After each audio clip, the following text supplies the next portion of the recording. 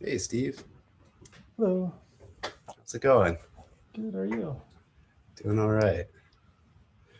So, I don't think anybody met last week for chapter three. So, I don't know if you're expecting chapter four or chapter three this week. Oop, sorry, my Oh, speakers were cutting out for some reason. no problem. Just wondering if you're expecting to discuss chapter three or four or both. I was ready for chapter 4, I believe. Perfect. I Okay. missed out last week because I had some stuff with the Yeah, I kids, think but everybody missed out last week. So, that's why I was wondering. oh, did they? Sort of trickled down. Yeah. But yeah, I'm ready for chapter 4. Cool. I'm still in the middle of reading it, actually. I'm a little bit behind this week. But is Oh, there are you? anything so far in chapter four that's piqued your interest?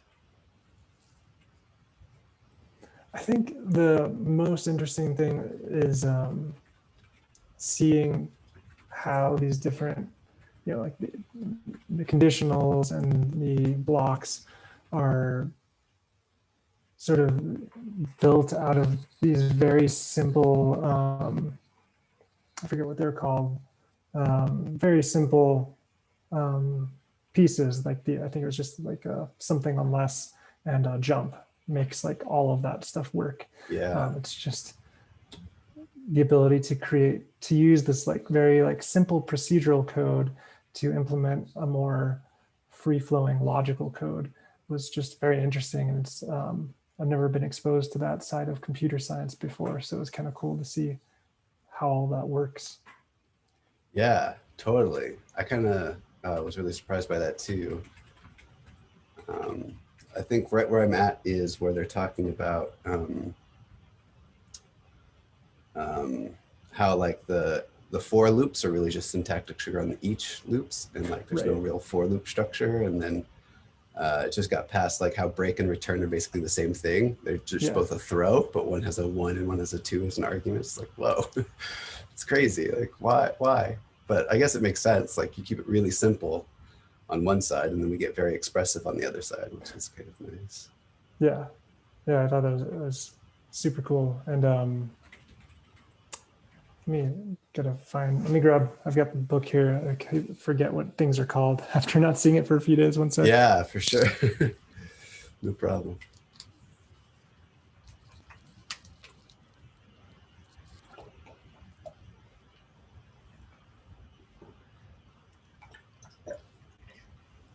Yeah, I also liked, I mean, I feel like this chapter, things started to get more interesting. Like before, I was just kind of saying, like, this is what things look like under the hood, this whole YARV thing, what's going on with that, and what does it look like? How do you read it? And now we're kind of seeing, like, how do you build Ruby out of those pieces?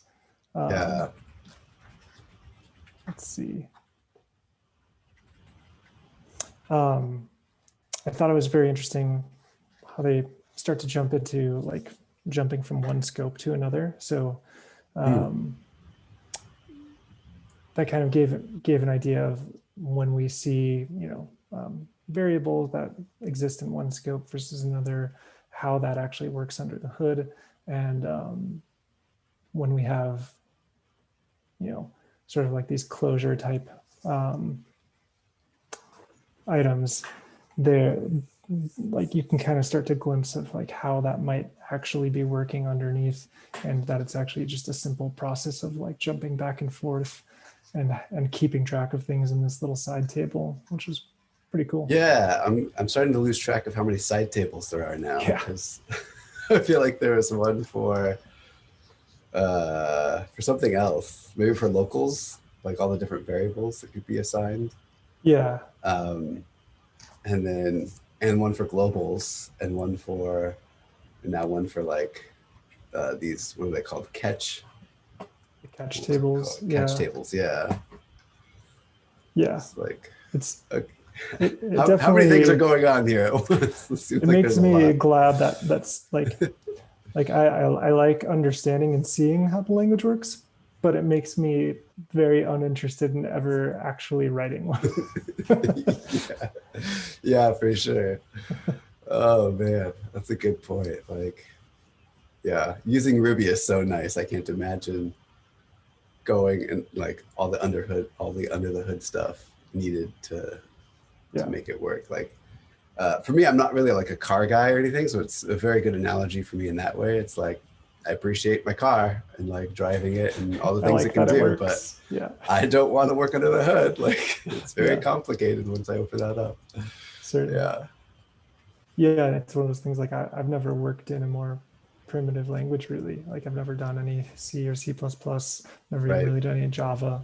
So it's kind of like appreciating how easy it is to express yourself in Ruby without having to, be overly verbose. And it's just so smart to be able to handle that. Yeah. And it does harken back to like when I first experienced writing code. I think I was learning some C++ in college or something, and I hated it. I was like, I don't want to know what these pointers are and all this other stuff. And but then like I stepped into Ruby and JavaScript, and I was like, oh, these are actually, I can do this. Like, yeah. This is a world I can think in. Totally. Yeah, I'm coming from like a graphic design background, so like no computer science like basics at all. So yeah, but I mean, I've been doing Ruby and Ruby on Rails for like 10 years or so, but still it's just like I live in Ruby or Rails or JavaScript. Like this is where I live. I don't go poking around in these other domains where it's like suddenly you've got garbage collection and memory pointers and who knows what's going on. This just kind of explodes really fast for me. I've even been amazed just at GitLab. I've never really had to think about things like execution times and like just sort of optimizing database queries and things like that. It's usually just like whatever Rails does is fine.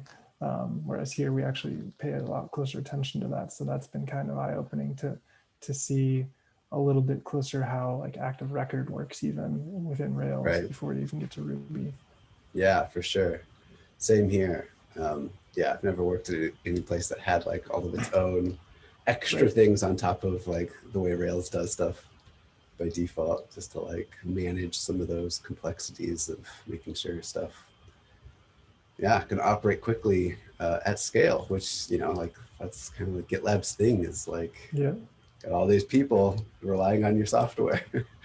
You can't just take it down at nightly to run some database queries. Like it's got to keep going.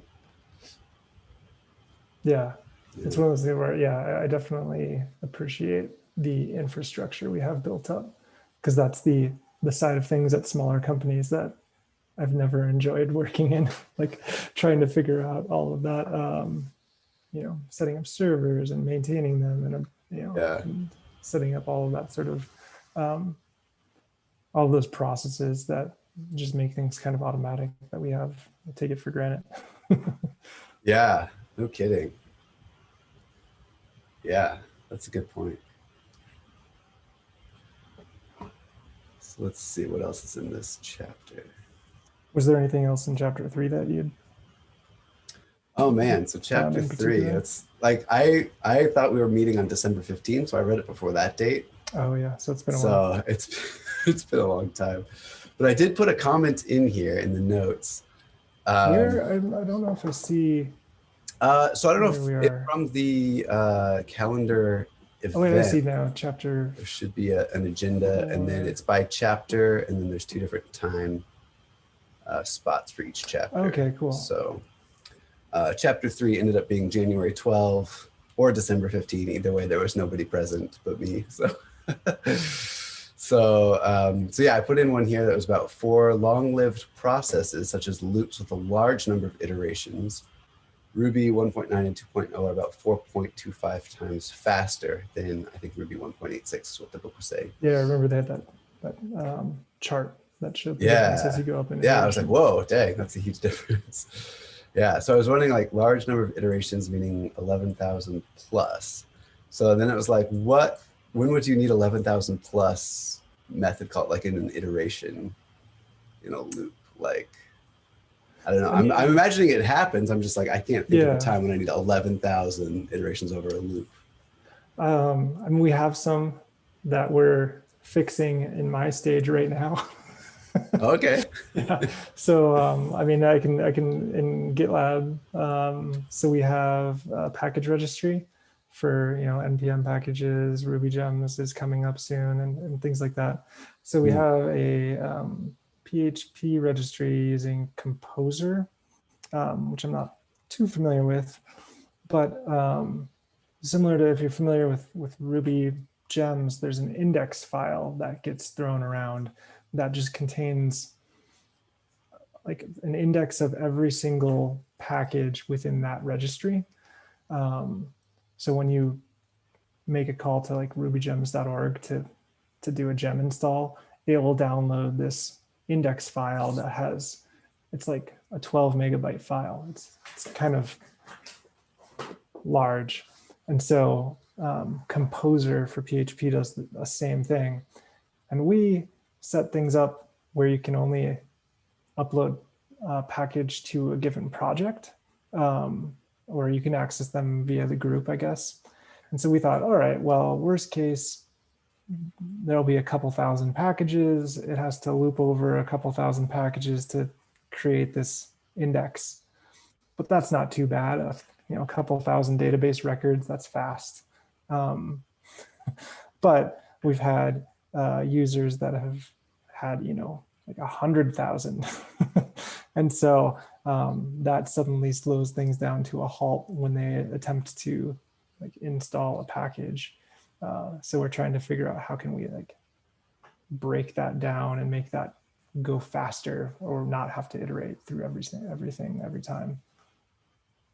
And you're saying that's in PHP that's happening, or that's in Ruby that It's in the Ruby code. Oh, It's it is. Okay. generating like a file used by the PHP. Gotcha. And 100,000 loops Yeah. slows it down. Yeah. Wow. Yeah. Dang. It like calculates the hash for every single package name, I think. And so if you have 100,000 packages, it will calculate 100,000 hashes and then do some more calculations beyond that. Yeah, it's going to shove all of that in memory if you're doing it all at once. And that's the problem we ran into is the memory just Youch. halts. Yeah. I wonder if there's a way to do that in batches like you can with active record stuff, right? That's what we're looking at. We're looking at ways to batch it and to also like pre-calculate it. But but it is one of those things where we didn't realize we were doing that much until people told us we were. Yeah, you're like a couple thousand, it's fine. Yeah, they're like, no, I got 100,000, and it's not fine. Yeah, huh? That's wild. I'm trying to think if there's any other. I'm sure there's some other good examples of when we would have that. But yeah, getting into the tens of thousands, it's one of those things where it's like that's a big number. Why would we ever do that? But why would we need that, right? Yeah. So then I was just thinking, like, if we, even if we're just looping over, a file that has like 10,000 lines in it or something, or even a number of files with, thousands of lines each, like if you're doing some operation with all those lines, that can add up pretty fast. Yeah. Huh. Yeah, that makes sense. Packages. So people have 100,000 packages? I don't know if it's like purposefully, but it's common for people to set up with every push or every commit, their CI will build a new package and publish it. Similar to how like we have on the GitLab CI, it builds a new Docker image every single, like, I don't remember, commit or push or something. Sure. So we just fill it up with all that. People do the same pattern with packages for various reasons. Gotcha. Huh. Well, that's cool. Good to know. Yeah, I've been amazed at how the enterprise world uses some of the tools that I've always used in completely different ways. Oh yeah. Oh man, I can imagine. Oh wow, yeah. That's a good point. I mean, even going from, small startups where I worked to GitLab, it's like the whole idea of what Rails is and what it can do is sort of shifted and changed a bunch for me. So like, yeah, I can imagine other places with whatever PHP or Python or whatever packages they got going on. Like, yeah. Definitely. Cool. Anything else in chapter 3 or chapter 4 that I don't you think noticed? anything else really peeked out at me. I think I'm excited now to see how, when we get into objects and classes, how that all kind of works. Yeah, for sure. I did find That's it chapter 5. interesting. So. I don't know if you had gotten to the part about the different Ruby methods, that pretty much any method you create is just one of the 11 types of methods that Ruby will call.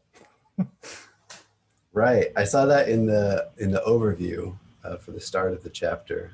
Yeah. And I was like, what is this? It really piqued my interest. So I'm excited to get there. But yeah, I haven't got there yet. But that sounds interesting. Kind of like the same thing with the branch if and branch unless and the jump, like used to make fors, unlesses, ifs, whiles, whatever. Well, then I think, and the thing that I took away from that the most, which you'll see as you finish up the chapter, is if you were to write your own setters and getters instead of using the attribute writer and attribute reader, it would be slower than using those, because those are implemented directly in C as separate functions. Whereas like if optimized. you write it, if you write it in Ruby, then it will parse it as a Ruby method, and that makes sense. It's like ever so slightly slower. I'm sure it's probably not noticeable, but it is optimized. Nanoseconds or something. But yeah, that's interesting. That makes good sense actually, because I was noticing the whole like the example at the very beginning was using like, if n is less than 10 or something like that. And so in the YARV instructions it had like this opt_LT, which was optimized less than. So it kind of just reminded me how they have like a bunch of optimized things that they like, if you're basically doing the sort of normal basic structure of something, we can optimize it, pre-optimize it, and kind of just run it straight in the C code rather than needing to, parse the Ruby out like you're saying for these methods. Right. And that makes a lot of sense for readers and writers, because you're just giving it a name, basically. That's all you're doing. Yeah. Huh. That's pretty smart. That makes sense. Yeah, like implementing those on your own is also kind of like the basic style, where it's just like instance variable equals whatever, and then get instance variable back. Like it's a lot of code for nothing too. So yeah, makes good sense to optimize that with the attribute reader and attribute writer. Yeah, it's one of those ones where at first I always thought like, why, like it's nice that Ruby does this, but if you learn with Ruby instead of another language, you never actually learn about setters and getters, which is like a common thing that you should know about. Oh, sure. But after having used it long enough, it's nice to not have to ever think about that. Yeah. I was just working on a customized getter and setter today, so it's kind of very timely discussion. Interesting. Yeah. But mine was for really special needs. In trying to like go the GitLab route of not having polymorphic associations, but instead putting in multiple like object types or association types in a single record. Probably doesn't make much sense, but rather than like having a polymorphic association that could be any type, it's like you put in like specific slots in your database for specific types. So then I'm trying to like make this sort of polymorphic-esque like getter and setter that understands the basic types that I have. So I have 3 different types of objects something could be, and so it's like trying to say like, hey, I just want to like set this and not worry about what type it is. Interesting. But, yeah. That sounds cool. Yeah, it's definitely like a fun problem. It's growing. Yeah. Every time I write a test, I'm like, wait, it should probably handle this, and then it grows a little bit bigger. Nice. Yeah. So yeah. Yeah, it is interesting dealing with the polymorphism, because it's one of those things where I think Ruby developers do deal with like single table inheritance and polymorphism a lot. And so coming to GitLab and being told like, no, you shouldn't do that, Yeah. is like, well, wait a minute, then what should I do? Yeah, exactly. Like, how should this work? Yeah. Yeah, you actually are forced to learn more about composition and yeah. some of those. I got so used to using polymorphic association. It's just like, oh, okay, this thing needs to act like a couple different things. Boom, polymorphic. And it's like, nope, it's not what we do here. You gotta find another way. There's another Ruby book that touches on that, about, you know, how to refactor from that pattern. I forget what it is. It might just be, I think it might be, there's like Sandy Metz. What's the book called?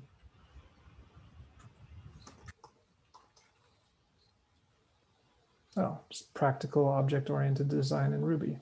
Oh, nice. Yeah, I think that one was like, I read through that at one point, like already writing Ruby for a long time. And it was just kind of this view of like, you're doing object-oriented code. Here's how you should actually think about it when you're writing it.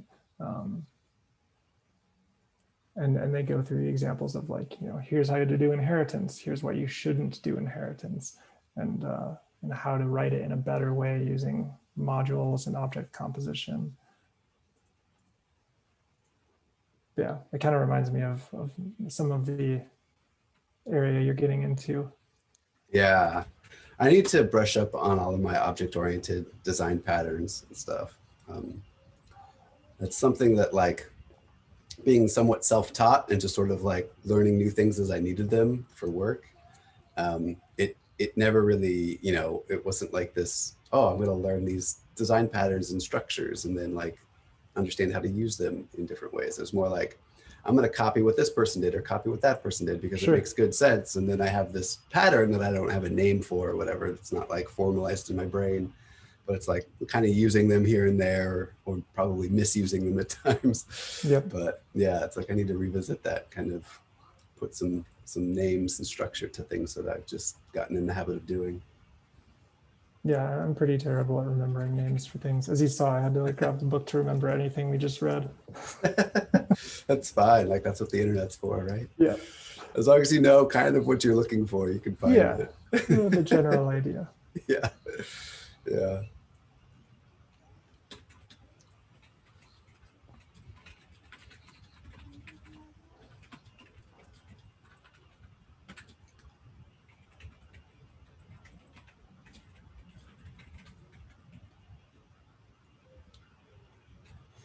Cool.